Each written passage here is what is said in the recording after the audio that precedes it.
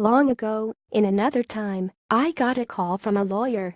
Hugh Hefner was threatening a libel action against me and the paper I worked for at the time for something I had written.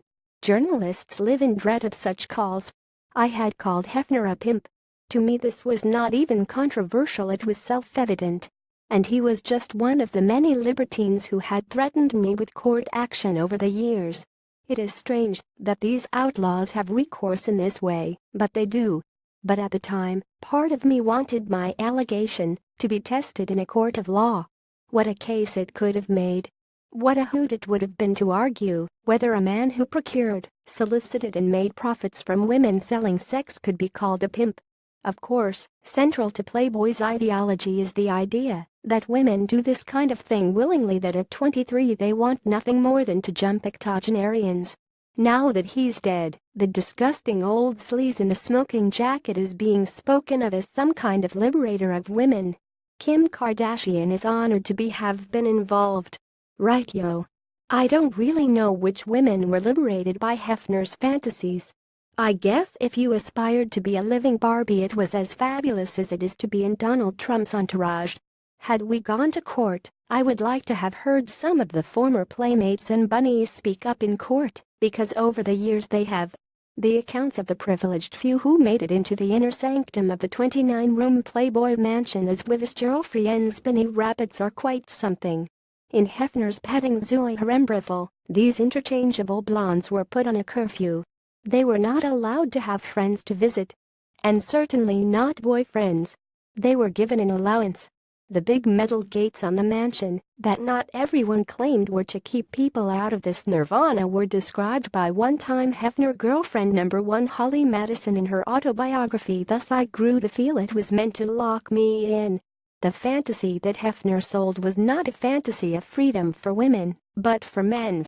Women had to be strangely chaste, but constantly available for the right price. Dressing grown women as rabbits, once seen as the height of sophistication, is now seen as camp and ironic.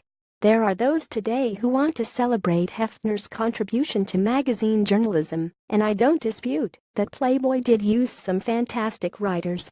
Part of Hefner's business acumen was to make the selling of female flesh respectable and hip, to make soft porn acceptable. Every man's dream was to have Hefner's lifestyle. Apparently, every picture of him, right to the end, shows him with his lizard smirk surrounded by blonde clones. Every halfwit on Twitter is asking if Hefner will go to heaven when he already lived in it. But listen to what the women say about this heaven.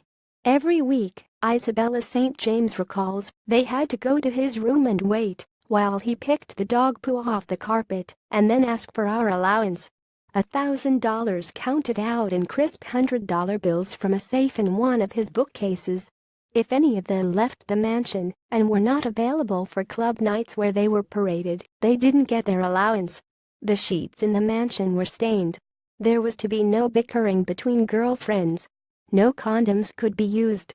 A nurse sometimes had to be called to Hefner's grotto if he'd had a fall.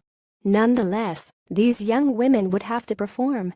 Hefner, repeatedly described as an icon for sexual liberation, would lie there with, I guess, an iconic erection, Viagra to the eyeballs. The main girlfriend would then be called to give him oral sex. There was no protection and no testing. He didn't care, wrote Jill Ann Spaulding. Then the other women would take turns to get on top of him for 2 minutes, while the girls in the background enacted lesbian scenarios to keep daddy excited. Is there no end to this glamour? Well, now there is, of course. But this man is still being celebrated by people who should know better.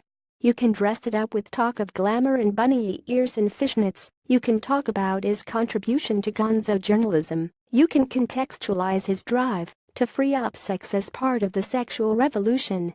But strip it all back, and he was a man who bought and sold women to other men. Isn't that the definition of a pimp? I couldn't possibly say.